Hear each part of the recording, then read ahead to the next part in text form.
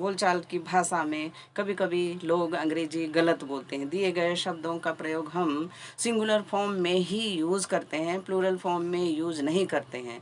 और singular form में होते हुए भी ए या एन आर्टिकल का प्रयोग नहीं किया जा सकता है। अगर आपको सिंगुलर या प्लूरल फॉर्म में बनाने की आवश्यकता पड़ी तो दूसरे शब्दों के साथ जोड़कर आप यूज़ कर सकते हैं, जैसे एडवाइस या इंफॉर्मेशन।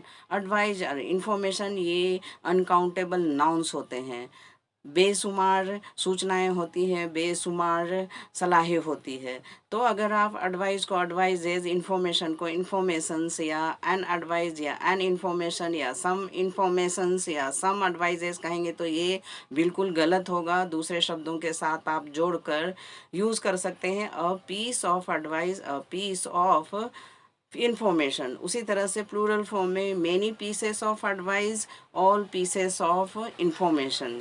उसी तरह हेयर को हेयर्स, अ हेयर या सम हेयर्स, ये गलत है। हेयर के पहले आपको अ स्ट्रैंड ऑफ हेयर, बालों का कतरा।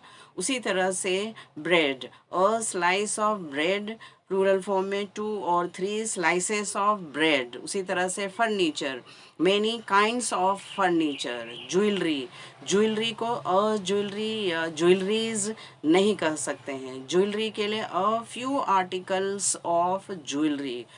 उसी तरह से स्टेशनरी, स्टेशनरी को हम स्टेशनरीज नहीं कहेंगे, आइटम्स ऑफ स्टेशनरी, इस तरह से हम यूज करेंगे। अब इन शब्दों का प्रयोग वाक्यों में आप कैसे करेंगे, जैसे he gave me a piece of advice, उसने मुझे एक सलाह दी। He gave me a piece of information, उसने मुझे सूचना दी। प्लूरल फॉर्म में he gave me many pieces of advice, मुझे बहुत सारी सलाहें उसने दी। या all pieces of information are given below, तमाम जानकारियाँ नीचे दी गई हैं। उसी तरह से the police have found a strand of hair in the car, police को कार में बालों का कतरा मिला। उसी तरह से many kinds of furniture are available in that shop, विभिन्न प्रकार के फर्नीचर उस दुकान में अवेलेबल है। I want a few articles of jewellery, मुझे कुछ ज्वेलरी के डिज़ाइन या आर्टिकल्स चाहिए।